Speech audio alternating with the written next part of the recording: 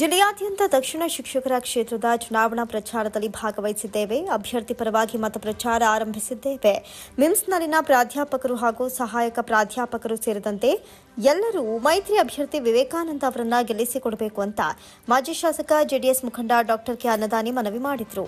ನಗರದ ಮಂಡ್ಯ ವೈದ್ಯಕೀಯ ವಿಜ್ಞಾನಗಳ ಸಂಸ್ಥೆಯಲ್ಲಿ ವಿಧಾನ ಪರಿಷತ್ ದಕ್ಷಿಣ ಶಿಕ್ಷಕರ ಕ್ಷೇತ್ರದ ಮೈತ್ರಿ ಅಭ್ಯರ್ಥಿ ಕೆ ವಿವೇಕಾನಂದ ಅವರ ಪರವಾಗಿ ಪ್ರಾಧ್ಯಾಪಕರಲ್ಲಿ ಗುರುವಾರ ಮತಯಾಚನೆ ಮಾಡಿದರು.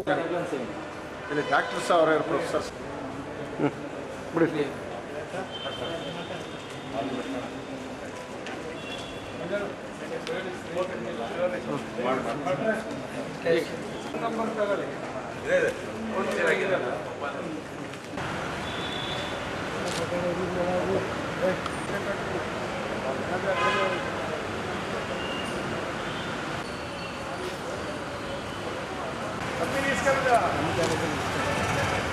ನಂತರ ಮಾತನಾಡಿದ ಡಾಕ್ಟರ್ ಕೆ ಅನ್ನದಾನಿ, ಸಮಾಜ ಸೇವಾ ಕ್ಷೇತ್ರದಲ್ಲಿ ವಿವೇಕಾನಂದ ಅವರು ತೊಡಗಿಸಿಕೊಂಡು ಸೇವೆಯನ್ನ ಮುಂದುವರೆಸಿದ್ದಾರೆ. ಅವರನ್ನ ಗೆಲ್ಲಿಸಿಕೊಂಡು ಬಂದರೆ ಶಿಕ್ಷಕರ ಸಮಸ್ಯೆಯೂ ಬಗೆಹರಿಯಲಿದೆ.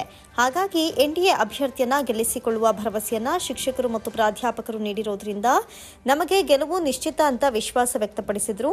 ಮೊದಲ ಪ್ರಾಶಸ್ತ್ಯ ಮತವನ್ನ ನಮ್ಮ ಎನ್ಡಿಎ ಅಭ್ಯರ್ಥಿಗೆ ನೀಡಬೇಕು. ಜಿಲ್ಲೆಯಲ್ಲಿ ಅತಿ ಹೆಚ್ಚು ಮತಗಳನ್ನು ನೀಡಲು ಎನ್ಡಿಎ ಅಭ್ಯರ್ಥಿಗೆ ಹೆಚ್ಚು ಮತಗಳನ್ನು ಕೊಡಿಸಲು ಶ್ರಮ ವಹಿಸುತ್ತೇವೆ. ಈ ಬಾರಿ ಶಿಕ್ಷಕರು ಬದಲಾವಣೆಯನ್ನ ಬಯಸಿದ್ದಾರೆ. ಅದೇ ರೀತಿ ಶಿಕ್ಷಕ ಬಾಂಧವರು ಬದಲಾವಣೆಗಾಗಿ ಹಾಗೂ ವಿವೇಕಾನಂದ ಅವರಿಗೆ ನಿಮ್ಮ ಸೇವೆ ಮಾಡಲು ಅವಕಾಶ ಮಾಡಿಕೊಡಬೇಕು ಅಂತ ಮನವಿ ಮಾಡಿದ್ರು. ದಕ್ಷಿಣ ಕ್ಷೇತ್ರಗಳಾದ ಮಂಡ್ಯ, ಚಾಮರಾಜನಗರ, ಮೈಸೂರು, ಹಾಸನದ ಮತದಾರರು ಒಲವು ತೋರಿರುವುದು ಸಂತೋಷ ತರಿಸಿ ಈ ಜಿಲ್ಲೆಯ ಎಲ್ಲಾ ಮತದಾರರಲ್ಲಿಯೂ ನಾವು ಮನವಿ ಮಾಡಿಕೊಳ್ಳುವುದೇನೆಂದರೆ ಜೂನ್ 3ರಂದು ನಡೆಯುವ ಚುನಾವಣೆಯಲ್ಲಿ ಕ್ರಮ ಸಂಖ್ಯೆ 2ರ ಅಭ್ಯರ್ಥಿಗೆ ಮತ ನೀಡುವ ಮೂಲಕ ಗೆಲುವು ಕೊಡಿಸಬೇಕು ಎಂದರು. ಮಂಡ್ಯ ಜಿಲ್ಲೆಯಾದ್ಯಂತ ನಮ್ಮ ದಕ್ಷಿಣ ಶಿಕ್ಷಕರ ಕ್ಷೇತ್ರದ ಚುನಾವಣಾ ಪ್ರಚಾರದಲ್ಲಿ ಭಾಗವಹಿಸಿದ್ದೇವೆ.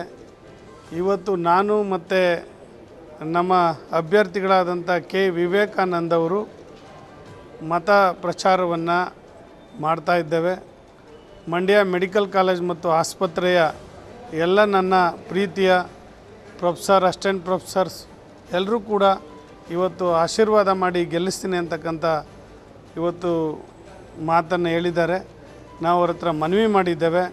ಇವತ್ತು ವಿವೇಕಾನಂದ ಅವರು ಸಮಾಜ ಕ್ಷೇತ್ರದಲ್ಲಿ ಕಾರ್ಯದಲ್ಲಿ ತೊಡಗಿಸ್ಕೊಂಡು ಹಲವಾರು ರೀತಿಯಲ್ಲಿ ಅವರು ಸಮಾಜಕ್ಕೆ ತಮ್ಮದೇ ಆದಂಥ ಇವತ್ತು ಒಂದು ಸೇವೆಯನ್ನು ಸಲ್ಲಿಸ್ತಾ ಇದ್ದಾರೆ. ಅದರಿಂದ ಇವತ್ತು ನಾವು ಮೆಡಿಕಲ್ ಕಾಲೇಜಿನಲ್ಲಿ ಮತಯಾಚನೆ ಮಾಡುವಂಥ ಸಂದರ್ಭದಲ್ಲಿ ಭಾಳಷ್ಟು ಪ್ರೊಫೆಸರ್ಸ್ಗಳು ನಮ್ಗೆ ಆಶೀರ್ವಾದ ಮಾಡಿ ಈ ಎನ್ಡಿಎ ಅಭ್ಯರ್ಥಿಯನ್ನು ಗೆಲ್ಲಿಸ್ಕೊಡ್ತೀನಿ ಅಂತಕ್ಕಂಥ ವಿಶ್ವಾಸವನ್ನು, ಪ್ರೀತಿಯನ್ನು, ಆಶೀರ್ವಾದವನ್ನು ಮಾಡಿದ್ದಾರೆ. ಅದೇ ರೀತಿ ವಿವೇಕಾನಂದ ಅವರು ಮುಂದಿನ ಈ ಚುನಾವಣೆಯಲ್ಲಿ ಖಂಡಿತವಾಗ್ಲೂ ಕೂಡ ಆಯ್ಕೆ ಆಗ್ತಾರೆ ಅಂತಕ್ಕಂಥ ಒಂದು ಭರವಸೆಯಿಂದ ಇವತ್ತು ಮಂಡ್ಯ ಜಿಲ್ಲೆಯಲ್ಲಿ ಅತಿ ಹೆಚ್ಚು ಮತಗಳನ್ನು ಎನ್ಡಿಎ ಅಭ್ಯರ್ಥಿಗೆ ಕೊಡಿಸ್ಲಿಕ್ಕೆ ನಾವು ಹಗಲಿರುಳು ಹೋರಾಟವನ್ನು ಮಾಡ್ತೇವೆ.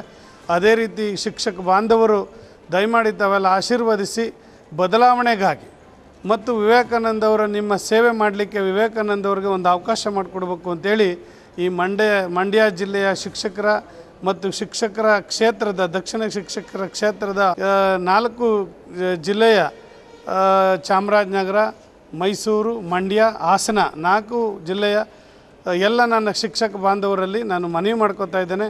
ದಯಮಾಡಿ ತಾವು ಆಶೀರ್ವದಿಸಿ ಗೆಲ್ಲಿಸ್ಕೊಡ್ಬೇಕು ಅಂತೇಳಿ ನಾನು ಮನವಿ ಮಾಡ್ತಾ ಇದ್ದೇನೆ.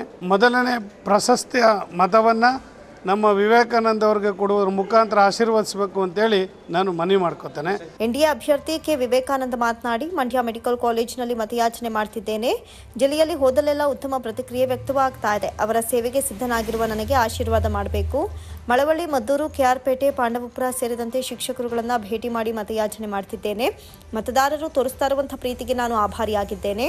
ಮತದಾರರು ನನಗೆ ಮತ ನೀಡಿ ಜಯ ತಂದುಕೊಡಬೇಕು ಅಂತ ಮನವಿ ಮಾಡಿದ್ರು. ದಕ್ಷಿಣ ಶಿಕ್ಷಕರ ಕ್ಷೇತ್ರದಿಂದ ಮಂಡ್ಯ ಮೆಡಿಕಲ್ ಕಾಲೇಜು ಮತಯಾಚನೆ ಮಾಡ್ತಾಯಿದ್ದೀನಿ. ಪ್ರಚಾರಕಾರಿಯಾಗಿ ನಾನು ಕೆಲಸ ಮಾಡ್ತಾಯಿದ್ದೀನಿ. ಹೋದ ಕಡೆ ಎಲ್ಲ ಒಳ್ಳೆಯ ರೆಸ್ಪಾನ್ಸ್ ಇದೆ. ಅವ್ರ ಸೇವೆ ಮಾಡೋಕ್ಕೆ ನಾನು ಸದಾ ಸಿದ್ಧನಾಗಿದ್ದೀನಿ. ಇವತ್ತು ಮಂಡ್ಯಕ್ಕೆ ಬಂದಿದ್ದೆ. ಮಂಡ್ಯದಿಂದ ಈಗ ಮಳವಳ್ಳಿ, ಮದ್ದೂರು, ಕೆಆರ್ಪೇಟೆ, ಪಾಂಡವಪುರ 2 ಕಾನ್ಸ್ಟಿಟ್ಯುನ್ಸಿಗೆ ಭೇಟಿ ಕೊಡ್ತೀನಿ. ಒಳ್ಳೆಯ ರೆಸ್ಪಾನ್ಸ್ ಇದೆ. ಮತದಾರರು ಒಲವಿದೆ. ನಾನು ಗೆಲ್ತೀನಿ ಅಂತ ವಿಶ್ವಾಸ ಇದೆ. ಅಂತ ಹೇಳಿ ಈ ಸಂದರ್ಭದಲ್ಲಿ ಮುಖಂಡರಾದ ಕೆಎಲ್ ರಮೇಶ್, ಚಂದ್ರಪ್ಪ ಕಚ್ಚಿಗೆರೆ ಸೇರಿದಂತೆ ಇತರರು ಭಾಗವಹಿಸಿದರು. ಇಂಗಳೆ ಫೌಂಡೇಶನ್, ಎವಿಎಸ್ಎಸ್ ಮಂಡ್ಯ ತಾಲೂಕು ಶಾಖೆ ಹಾಗೂ ವಿಶ್ವಜ್ಞಾನಿ ನೌಕರರ ಅಭಿವೃದ್ಧಿ ಸಹಕಾರ ಸಂಘ ಇವರ ಆಶ್ರಯದಲ್ಲಿ 2568ನೇ ವೈಶಾಖ ಬುದ್ಧ ಪೂರ್ಣಿಮೆ ಕಾರ್ಯಕ್ರಮವನ್ನು ಮೇ 26ರಂದು ಬೆಳಗ್ಗೆ 10 ಗಂಟೆಗೆ ಮಂಡ್ಯ ನಗರದ ಕೆವಿ ಶಂಕರಗೌಡ ಶತಮಾನೋತ್ಸವ ಭವನದಲ್ಲಿ ಹಮ್ಮಿಕೊಳ್ಳಲಾಗಿದೆ ಅಂತ ಫೌಂಡೇಶನ್ ಅಧ್ಯಕ್ಷ ವಕೀಲ ಎಂಬಿ ಹರಿಪ್ರಸಾದ್ ತಿಳಿಸಿದರು. ಸುದ್ದಿಗೋಷ್ಠಿಯಲ್ಲಿ ಮಾತನಾಡಿದ ಅವರು, ನಳಂದ ಬುದ್ಧ ವಿಹಾರದ ಬೋಧಿ ರತ್ನ ಬಂತೇಜಿಯವರ ದಿವ್ಯ ಸಾನ್ನಿಧ್ಯದಲ್ಲಿ ಅಂದು ನಡೆಯಲಿರುವ ಕಾರ್ಯಕ್ರಮವನ್ನು ಬಹುಜನ ಸಮಾಜ ಪಕ್ಷದ ರಾಜ್ಯ ಸಂಯೋಜಕ ಎಂ ಕೃಷ್ಣಮೂರ್ತಿ ಉದ್ಘಾಟಿಸಲಿದ್ದು, ಕರ್ನಾಟಕ ಬೌದ್ಧ ಸಮಾಜದ ರಾಜ್ಯಾಧ್ಯಕ್ಷರಾದಂತಹ ಆರ್ ಮಹೇಶ್ ಹಾಗೂ ಎವಿಎಸ್ಎಸ್ ಸಂಘಟನೆಯ ರಾಜ್ಯಾಧ್ಯಕ್ಷ ತುಂಬಲ ರಾಮಣ್ಣ ಅವರು ಮುಖ್ಯ ಭಾಷಣ ಮಾಡಲಿದ್ದಾರೆ ಎಂದರು. ಮುಖ್ಯ ಅತಿಥಿಗಳಾಗಿ ನಿವೃತ್ತ ಅಧೀಕ್ಷಕ ಅಭಿಯಂತರ ಚಂದ್ರಹಾಸ್, ಜಿಲ್ಲಾ ಆಯುಷ್ ಅಧಿಕಾರಿ ಡಾಕ್ಟರ್ ಬಿಎಸ್ ಸೀತಾಲಕ್ಷ್ಮಿ, ವಿಶ್ವಜ್ಞಾನಿ ನೌಕರರ ಅಭಿವೃದ್ಧಿ ಸಹಕಾರ ಸಂಘದ ಅಧ್ಯಕ್ಷ ನಂಜುಂಡಸ್ವಾಮಿ ಭಾಗವಹಿಸಲಿದ್ದಾರೆ. ಆದ್ದರಿಂದ ಸಾರ್ವಜನಿಕರು ಈ ಕಾರ್ಯಕ್ರಮದಲ್ಲಿ ಹೆಚ್ಚಿನ ಸಂಖ್ಯೆಯಲ್ಲಿ ಭಾಗವಹಿಸುವಂತೆ ಮನವಿ ಮಾಡಿದರು. ಇದೇ 26ನೇ ತಾರೀಕು ಅಂದರೆ ಭಾನುವಾರ ಇಂಗಳೆ ಫೌಂಡೇಶನ್ ಮತ್ತು ಎವಿಎಸ್ಎಸ್ ಮಂಡ್ಯ ತಾಲೂಕು ಶಾಖೆ ಮತ್ತು ವಿಶ್ವಜ್ಞಾನಿ ನೌಕರರ ಅಭಿವೃದ್ಧಿ ಸಹಕಾರ ಸಂಘ ಇವರ ಸಂಯುಕ್ತ ಆಶ್ರಯದಲ್ಲಿ 2568ನೇ ವೈಶಾಖ ಬುದ್ಧ ಪೂರ್ಣಿ ಕಾರ್ಯಕ್ರಮವನ್ನು ಆಯೋಜಿಸಿದ್ದೀವಿ.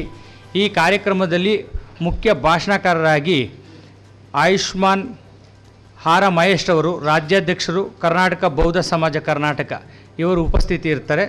ಮತ್ತು ಆ ದಿನ ದಿವ್ಯ ಸಾನ್ನಿಧ್ಯವನ್ನು ಬೋಧಿರತ್ನ ಬಂತೇಜಿಯವರು, ನಳಂದ ಬುದ್ಧ ವಿಹಾರ ಟಿ ನರಸೀಪುರ ಮೈಸೂರು ಜಿಲ್ಲೆ ಇವರ ಉಪಸ್ಥಿತಿ ಇರ್ತದೆ. ಮತ್ತು ಆ ದಿನ ಉದ್ಘಾಟನೆಯನ್ನು ಆಯುಷ್ಮಾನ್ ಎಂ ಕೃಷ್ಣಮೂರ್ತಿಯವರು, ರಾಜ್ಯ ಸಂಯೋಜಕರು, ಬಹುಜನ ಸಮಾಜ ಪಕ್ಷ ಕರ್ನಾಟಕ ಇವರು ಒಂದು ಕಾರ್ಯಕ್ರಮವನ್ನು ಉದ್ಘಾಟನೆ ಮಾಡಲಿದ್ದಾರೆ. ಮತ್ತು ಆ ದಿನ ಆಯುಷ್ಮಾನ್ ಆರ್ ಮಹೇಶ್ ಅವರೊಂದಿಗೆ ಆಯುಷ್ಮಾನ್ ತುಂಬಲ ರಾಮಣ್ಣರವರು, ರಾಜ್ಯಾಧ್ಯಕ್ಷರು ಎವಿಎಸ್ಎಸ್ ಕರ್ನಾಟಕ ಇವರೂ ಸಹ ಬುದ್ಧನ ಕುರಿತಾಗಿ, ಬುದ್ಧನ ವಿಕಾಸದ ಕುರಿತಾಗಿ ಮಾತಾಡಲಿದ್ದಾರೆ. ಮತ್ತು ಆ ದಿನ ಮುಖ್ಯ ಅತಿಥಿಗಳಾಗಿ ಆಯುಷ್ಮಾನ್ ಚಂದ್ರಹಾಸ್ರವರು, ನಿವೃತ್ತ ಅಧೀಕ್ಷಕರು, ಅಭಿಯಂತರರು, ಪಂಚಾಯತ್ ರಾಜ್ ಇಲಾಖೆ ಇವರು ಕೂಡ ಉಪಸ್ಥಿತಿ ಇರ್ತಾರೆ. ಮತ್ತು ಆಯುಷ್ಮತಿ ಡಾಕ್ಟರ್ ಬಿಎಸ್ ಸೀತಾಲಕ್ಷ್ಮಿಯವರು, ಜಿಲ್ಲಾ ಆಯುಷ್ ಅಧಿಕಾರಿಗಳು ಮಂಡ್ಯ, ಮತ್ತು ಆಯುಷ್ಮಾನ್ ನಂಜುಂಡಸ್ವಾಮಿಯವರು, ಅಧ್ಯಕ್ಷರು, ವಿಶ್ವಜ್ಞಾನಿ ನೌಕರರ ಅಭಿವೃದ್ಧಿ ಸಹಕಾರ ಸಂಘ ನಿಗಮ ಇವರು ಕೂಡ ಉಪಸ್ಥಿತಿ ಇರ್ತಾರೆ. ಆದ್ದರಿಂದ ಎಲ್ಲ ಬಂಧು ಮಿತ್ರಗಳು ಹಾಗೂ ಬುದ್ಧನ ಅನುಯಾಯಿಗಳು ಈ ದಿನ ಕಾರ್ಯಕ್ರಮಕ್ಕೆ ಸರಿಯಾಗಿ 10 ಗಂಟೆಗೆ ಬಂದು ಈ ಕಾರ್ಯಕ್ರಮ ಯಶಸ್ವಿ ಮಾಡಬೇಕು ಅಂತೇಳಿ. ಈ ಸುದ್ದಿಗೋಷ್ಠಿಯಲ್ಲಿ ಲಿಂಗರಾಜಮ್ಮ, ಗುರುಶಂಕರ್, ಎಂ ಕುಮಾರ್, ರಾಜೇಶ್, ಜೈಶಂಕರ್, ಮುರುಗನ್ ಉಪಸ್ಥಿತರಿದ್ದರು. ವಿಕೃತ ಲೈಂಗಿಕ ಸಮೂಹ ಅತ್ಯಾಚಾರ ನಡೆಸಿದಲ್ಲದೆ ಲೈಂಗಿಕ ಕ್ರಿಯೆಯನ್ನು ಸೆರೆ ಹಿಡಿದಿರುವ ಹಾಸನದ ಸಂಸದ ಪ್ರಜ್ವಲ್ ಬಂಧಿಸುವಂತೆ ಒತ್ತಾಯಿಸಿ ಕೃಷಿ ಕೂಲಿಕಾರರು ಮಂಡ್ಯದಲ್ಲಿ ಪ್ರೊಟೆಸ್ಟ್ ನಡೆಸಿದರು. ಮಹಿಳಾ ಕೃಷಿ ಕೂಲಿಕಾರರ ಉಪಸಮಿತಿ ಹಾಗೂ ಕರ್ನಾಟಕ ಪ್ರಾಂತ ಕೃಷಿ ಕೂಲಿಕಾರರ ಸಂಘದ ಆಶ್ರಯದಲ್ಲಿ ಸರಂಗಿ ಪ್ರತಿಮೆ ಬಳಿಯಿಂದ ಮೆರವಣಿಗೆ ಹೊರಟ ಕೃಷಿ ಕೂಲಿಕಾರರು ಜಿಲ್ಲಾಧಿಕಾರಿ ಕಚೇರಿಗೆ ತೆರಳಿ ಪ್ರಧಾನಮಂತ್ರಿ ಹಾಗೂ ಮುಖ್ಯಮಂತ್ರಿಗಳಿಗೆ ಮನವಿ ಪತ್ರ ರವಾನಿಸಿದರು.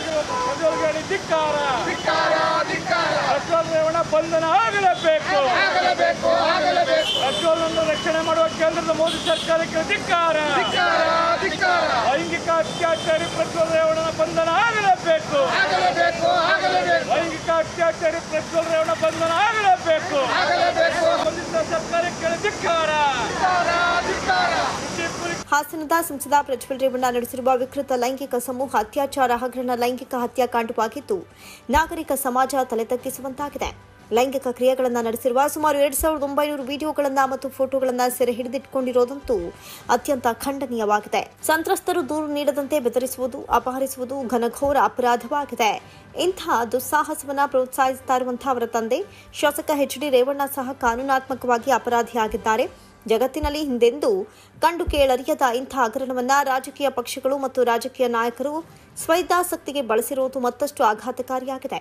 ಹೀನ ಕೃತ್ಯದ ಬಗ್ಗೆ ತಿಳಿದು ಇವರಿಗೆ ಲೋಕಸಭೆಯಲ್ಲಿ ಸ್ಪರ್ಧಿಸಲು ಅವಕಾಶ ಕಲ್ಪಿಸಿರುವ ಪ್ರಧಾನಮಂತ್ರಿ ನರೇಂದ್ರ ಮೋದಿ ನೇತೃತ್ವದ ಬಿಜೆಪಿ ಪಕ್ಷದ ರಾಜಕೀಯ ದಿವಾಳಿಯನ್ನ ಪ್ರದರ್ಶಿಸಿದೆ ಅಂತ ಆಕ್ರೋಶ ವ್ಯಕ್ತಪಡಿಸಿದರು.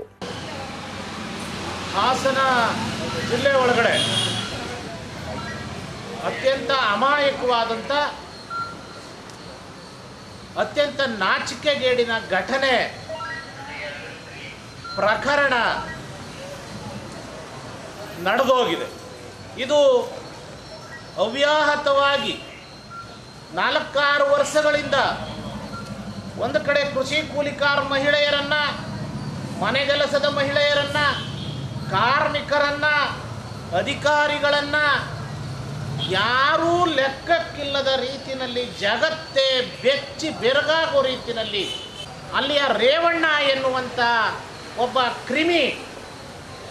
ಕ್ರಿಮಿನಲ್ ಮನುಷ್ಯ ನೂರಾರು ಹೆಣ್ಣು ಮಕ್ಕಳನ್ನು ಬೆದರಿಸಿ ಅತ್ಯಾಚಾರ ಮಾಡಿರುವಂಥದ್ದು, ಅವರಿಗೆ ಒಪ್ಪಿತಕ್ಕೆ ವಿರುದ್ಧವಾದಂಥ ಕೆಲಸವನ್ನು ಮಾಡಿರುವಂಥದ್ದು ಇಡೀ ಮನು ಸಮಾಜ, ಮಾನವ ಸಮಾಜ ತಲೆ ತಗ್ಗಿಸಬೇಕಾದಂಥ ಸಂಗತಿಯಾಗಿದೆ. ನಾವು ಹೇಳ್ತಾ ಇದ್ದೀವಿ, ತಕ್ಷಣದಲ್ಲಿ ಆ ಮನುಷ್ಯನನ್ನು ಬಂಧಿಸಬೇಕು.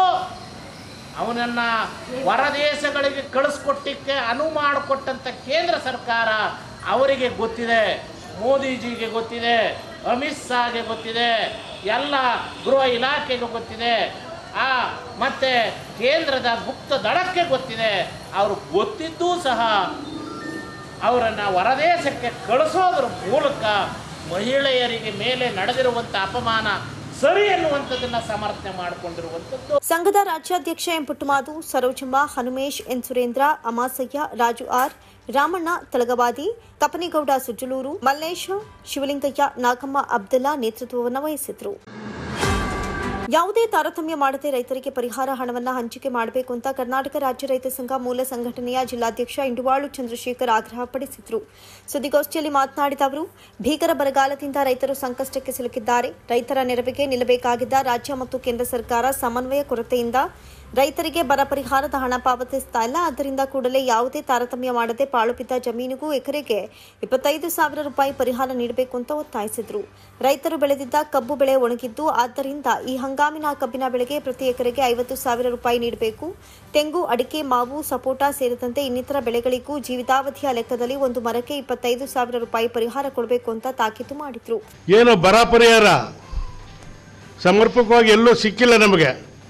ಜಿಲ್ಲಾಧಿಕಾರಿ ಹೇಳ್ತಾರೆ 75,000 ಜನಕ್ಕೆ ರೈತರಿಗೆ ಕೊಟ್ಟಿದ್ದೀವಿ ಸಾಲ ಅಂತ ಹೇಳ್ತಾರೆ. 34 ಕೋಟಿ ಬಂದಿದೆ ಅಂತ. ನಮ್ಮ ಹತ್ರ ಯಾವುದೇ ರೈತರು ಬಂದು ನಮಗೆ ಬರ ಪರಿಹಾರ ಬಂದಿದೆ ಅಂತಲೂ ಹೇಳ್ತಾ ಇಲ್ಲ.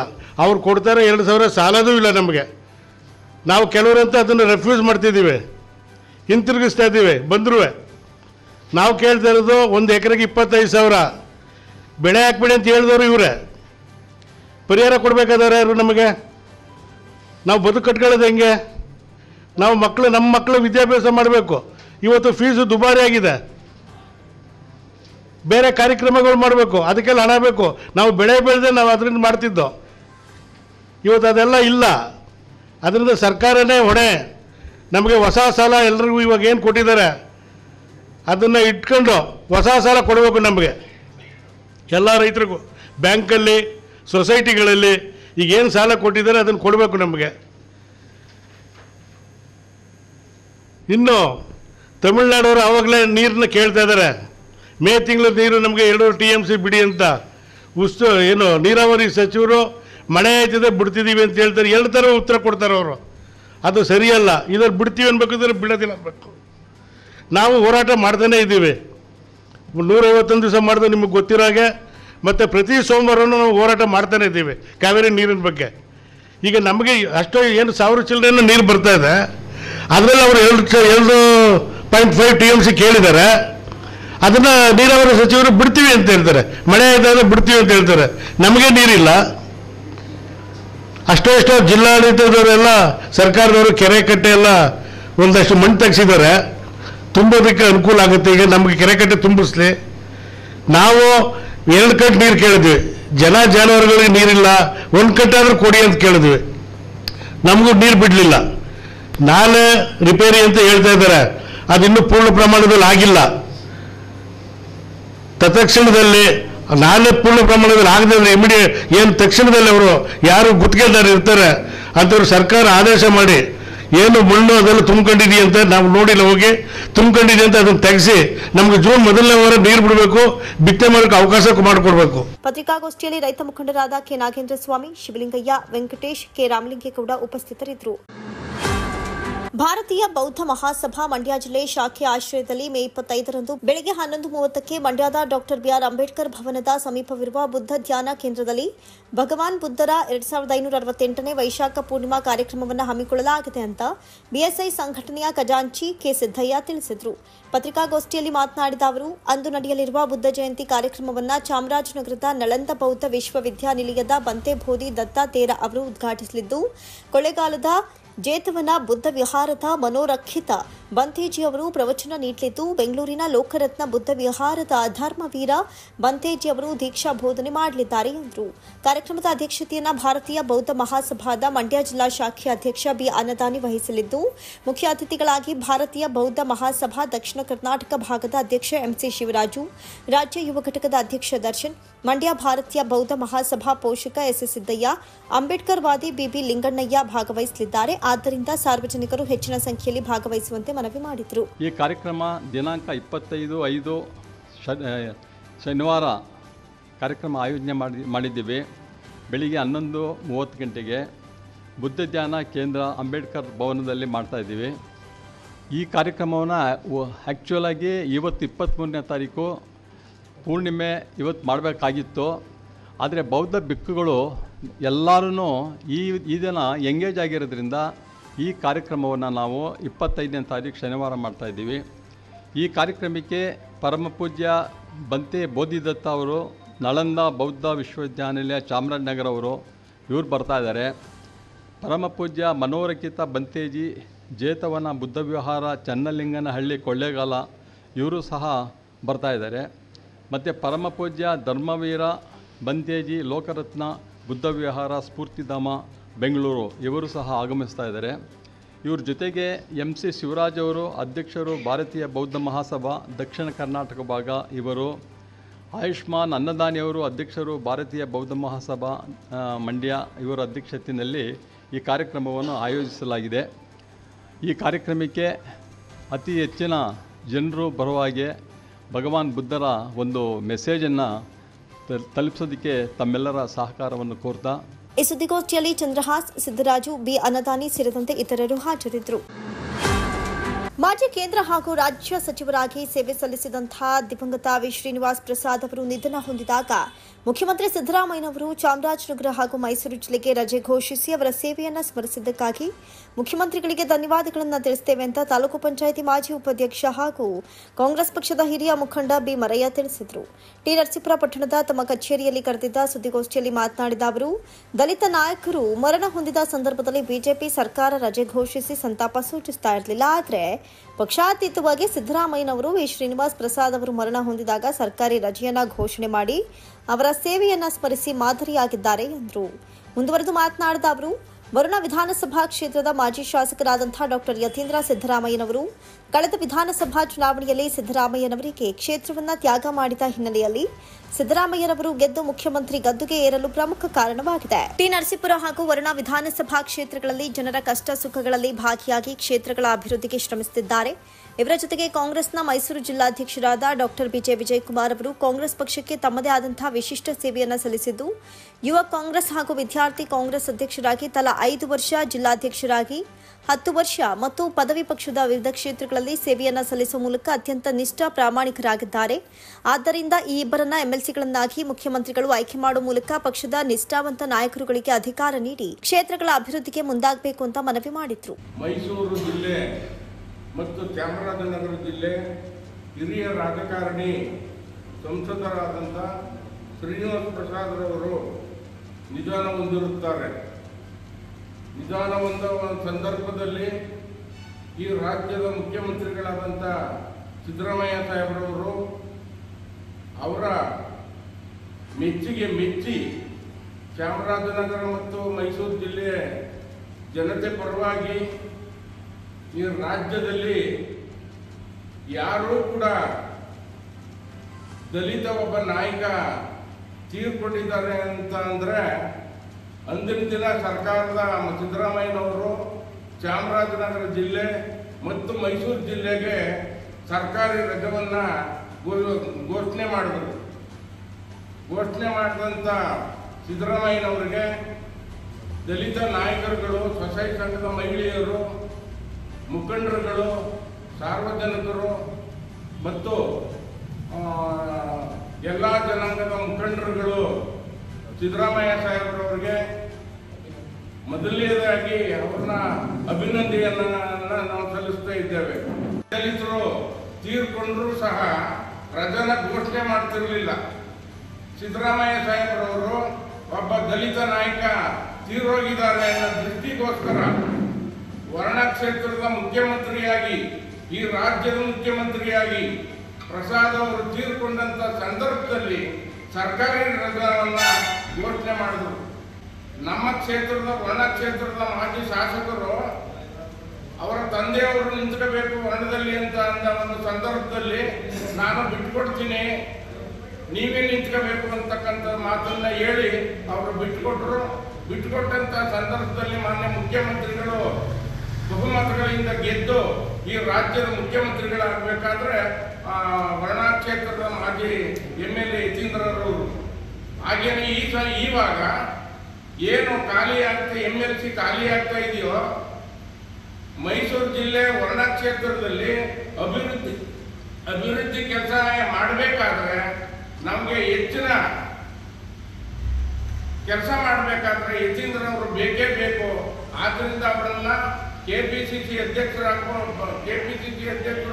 ಪರಮೇಶ್ವರ್ ಸಾಹೇಬರು, HC ಮಹದೇವಪ್ಪನವರು, DK ಶಿವಕುಮಾರ್ ಸಾಹೇಬರವರು ಅವ್ರನ್ನ MLC ಆಗಿ ಮಾಡಬೇಕು ಅಂತ ನಾವು ಉತ್ಕಾರ ಎಲ್ಲ ಕಾಂಗ್ರೆಸ್ ಮುಖಂಡರುಗಳು ನಾವೆಲ್ಲರೂ ಕೂಡ ಕೈ ಮುಗಿದು ಮನವಿ ಮಾಡ್ತಾ ಇದ್ದೀವಿ.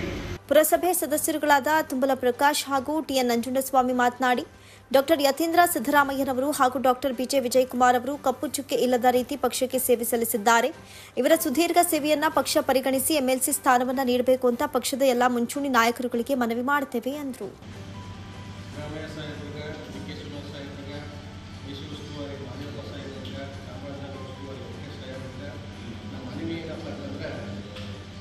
ವಿಧಾನಸಭಾ ಕ್ಷೇತ್ರದಲ್ಲಿ ಲಾಸ್ಟ್ ಟೈಮು ಶಾಸಕರಾಗಿದ್ದಂಥ ಈ ಚುನಾವಣೆಯಲ್ಲಿ ಬದಲಾದ ರಾಜಕಾರಣದಲ್ಲಿ ಸ್ಥಾನನ ಸಾಹೇಬರು ಕೊಡಬೇಕಾಗಿತ್ತು. ಆ ಸನ್ನಿವೇಶದಲ್ಲಿ ಸಾಹೇಬರು ಹೇಳಿದಂತೆ ಸಾಹೇಬರು ಒಂದು ಭರವಸೆ ಕೊಟ್ಟಿದ್ರು. ಅದ್ರ ಪ್ರಕಾರ ಇವತ್ತು ಏನು MLC ಸ್ಥಾನ 11 ಸ್ಥಾನಗಳು ತರುವಾಗಲೇ ಅದು ಒಂದು ಸ್ಥಾನನ ಯತೀಂದ್ರ ಸಾಹೇಬರು, ಇನ್ನೊಂದು ಸ್ಥಾನನ ಡಾಕ್ಟರ್ ವಿಜಯಕುಮಾರ್ ಅವರು ಪಾರ್ಟಿ ಸಂಘಟನೆ ಮಾಡೋದ್ರಲ್ಲಿ ಭಾಳ ಚತುರರಾಗಿದ್ದಾರೆ. ಸಿದ್ದರಾಮಯ್ಯ ಸರ್ ಕೂಡ ಆಪ್ತರಾಗಿದ್ದಾರೆ. ಹಾಗಾಗಿ ಅವ್ರಿಗೆ ಲೋಕಸಭಾ ಚುನಾವಣೆಯಲ್ಲಿ ಟಿಕೆಟ್ ಸಿಗಬೇಕಾಗಿದ್ದು ಬಗ್ಗೆ ಅದು ಅವಕಾಶ ಕೈ ತಪ್ಪಿದೆ. ಹಾಗಾಗಿ ಈ ಸತಿ ಅವ್ರಿಗೆ MLC ಸ್ಥಾನವನ್ನು ಮಾಡಬೇಕು ಅಂತ ನಾವು ಈಗ ಏನು 11 ಜನ MLCಗಳು ಸರ್ವಾಗ್ತಾ ಇದೆ ಸ್ಥಾನ, ಆ ಸ್ಥಾನಕ್ಕೆ ಯತೀಂದ್ರ ಸಿದ್ದರಾಮಯ್ಯವ್ರನ್ನ MLC ಮಾಡಿ ಅವ್ರನ್ನ ಒಂದು ಸ್ಥಾನ ಕೊಡಬೇಕು ಅಂತ ಮೊದಲನೇದಾಗಿ ನಮ್ಮ ಸಿದ್ದರಾಮಯ್ಯ ಸರ್ ಕೇಳ್ಬೇಕಾಗಿದ್ವಿ. ಮತ್ತು ಅದರಂತೆ ನಮ್ಮ ಮೈಸೂರು ಜಿಲ್ಲೆಯ ಜಿಲ್ಲಾಧ್ಯಕ್ಷರಾದಂಥ ಡಾಕ್ಟರ್ BJ ವಿಜಯಕುಮಾರ್ ಅವರು ಸುಮಾರು 10 ರಿಂದ 12 ವರ್ಷಗಳಾಗಿದ್ದರು ನಮ್ಮ ಜಿಲ್ಲಾಧ್ಯಕ್ಷರಾಗಿ. ಅದಕ್ಕೂ ಮುಂಚೆ ಯೂತ್ ಕಾಂಗ್ರೆಸ್ ಅಧ್ಯಕ್ಷರಾಗಿದ್ದರು. ಸತತವಾಗಿ ಅವರು ಒಂದು 25 ರಿಂದ 30 ವರ್ಷಗಳಿಂದ ಅವರು ಕಾಂಗ್ರೆಸ್ ಸೇವೆ ಮಾಡಿಕೊಂಡು ಬಂದಿದ್ದಾರೆ. ಇದೇ ಸಂದರ್ಭದಲ್ಲಿ ಯೂತ್ ಕಾಂಗ್ರೆಸ್ ಅಧ್ಯಕ್ಷ ಡೊನಾಲ್ಡ್ ಅವರು ಅಕಾಲಿಕ ಮರಣ ಹೊಂದಿದ ಹಿನ್ನೆಲೆಯಲ್ಲಿ 1 ನಿಮಿಷಗಳ ಕಾಲ ಮೌನ ಆಚರಿಸುವ ಮೂಲಕ ಶ್ರದ್ಧಾಂಜಲಿ ಸಲ್ಲಿಸಿದರು. ಈ ಸಂದರ್ಭದಲ್ಲಿ ಸದಸ್ಯರುಗಳಾದ ಮಂಜು, ಬೇಬಿ ಹೇಮಂತ್ ಕುಮಾರ್, ರಾಘವೇಂದ್ರ, ಮುಖಂಡರುಗಳಾದ ಘಟಕ ಮಹದೇವ, ನಂಜುಂಡಯ್ಯ, ಮಹದೇವಣ್ಣ, AJ ವೆಂಕಟೇಶ್, ಮನ್ಸೂರ್ ಅಲಿ, ಅಕ್ಬರ್, ಕಿಟ್ಟಣ್ಣ, ದಿವಾಕರ್, ಮರಯ್ಯ ಸೇರಿದಂತೆ ಇತರರು ಹಾಜರಿದ್ದರು. ಕಡಿಮೆ ವಯಸ್ಸಿನಲ್ಲಿ ಪ್ರಧಾನಮಂತ್ರಿಯಾಗಿ ಯುವ ಸಮೂಹಕ್ಕೆ ಮಾದರಿಯಾಗಿದ್ದ ದಿವಂಗತ ರಾಜೀವ್ ಗಾಂಧಿ ದೇಶದ ಸಮಗ್ರತೆಗಾಗಿ ತ್ಯಾಗ ಬಲಿದಾನ ಮಾಡಿದ ಅಪ್ರತಿಮ ನಾಯಕರಾಗಿದ್ದರು. ಹೀಗಂತ ಬ್ಲಾಕ್ ಕಾಂಗ್ರೆಸ್ ಅಧ್ಯಕ್ಷ ದೊಡ್ಡಯ್ಯ ಸ್ಮರಿಸಿದ್ದಾರೆ. ರಾಜೀವ್ ಗಾಂಧಿ ಭಾವಚಿತ್ರಕ್ಕೆ ಪೂಜೆಯನ್ನ ಸಲ್ಲಿಸಿ ಪುಷ್ಪನಮನ ಸಲ್ಲಿಸಿದರು. ಮಳವಳ್ಳಿ ಪಟ್ಟಣದ ಕಾಂಗ್ರೆಸ್ ಕಚೇರಿಯಲ್ಲಿ ಮಂಗಳವಾರ ನಡೆದ ಮಾಜಿ ಪ್ರಧಾನಿ ದಿವಂಗತ ರಾಜೀವ್ ಗಾಂಧಿ ಅವರ ಪುಣ್ಯಸ್ಮರಣೆ ಕಾರ್ಯಕ್ರಮದಲ್ಲಿ ಅವರು ಮಾತನಾಡಿದರು. ತಂತ್ರಜ್ಞಾನ ಕ್ರಾಂತಿಯ ಮೂಲಕ ನಮ್ಮ ದೇಶದ ಅಭಿವೃದ್ಧಿಗೆ ಅಪಾರ ಕೊಡುಗೆ ನೀಡಿದ್ದಾರೆ. ದೇಶಕ್ಕೆ ತಂತ್ರಜ್ಞಾನವನ್ನು ಪರಿಚಯಿಸುವ ಮೂಲಕ ಅಭಿವೃದ್ಧಿಗೆ ಹೊಸ ಮುನ್ನುಡಿ ಬರೆದಿದ್ದವರು ಎಂದರು. ರಾಜ್ಯದಲ್ಲಿದ್ದ ಪಂಚಾಯತ್ ರಾಜ್ ವ್ಯವಸ್ಥೆಯನ್ನ ಸ್ಥಳೀಯರಿಗೂ ರಾಜಕೀಯವಾಗಿ ಅವಕಾಶ ಸಿಗುವಂತಾಗಲಿ ಎಂಬ ಆಶಯದೊಂದಿಗೆ ದೇಶಕ್ಕೆ ವಿಸ್ತರಿಸಿದ್ರು. ದೇಶದ ಅಭಿವೃದ್ಧಿಗಾಗಿ ಹಲವಾರು ಕೊಡುಗೆಗಳನ್ನು ನೀಡಿದ್ದಾರೆ. ಯುವ ಸಮೂಹದ ಬಗ್ಗೆ ಅಪಾರ ಕಾಳಜಿಯೊಂದಿಗೆ ದೂರದೃಷ್ಟಿ ಹೊಂದಿದ್ದ ಅವರು ಯುವಕರಿಗೆ ಮಾದರಿಯಾಗಿದ್ರು ಅಂತ ವಿವರಿಸಿದರು. ಇದೇ ಸಂದರ್ಭದಲ್ಲಿ ಗ್ರಾಮಾಂತರ ಬ್ಲಾಕ್ ಕಾಂಗ್ರೆಸ್ ಅಧ್ಯಕ್ಷ CP ರಾಜು, ಪುರಸಭೆ ಸದಸ್ಯರಾದ MN ಶಿವಸ್ವಾಮಿ, MR ರಾಜಶೇಖರ್, ಮುಖಂಡರಾದ ಕಿರಣ್, ಶಂಕರ್, ಶಫಿ, ಮಂಜುನಾಥ್, ಕುಮಾರ್, ಚೇಗುಮಣಿ, ರಘು ಹಾಜರಿದ್ದರು.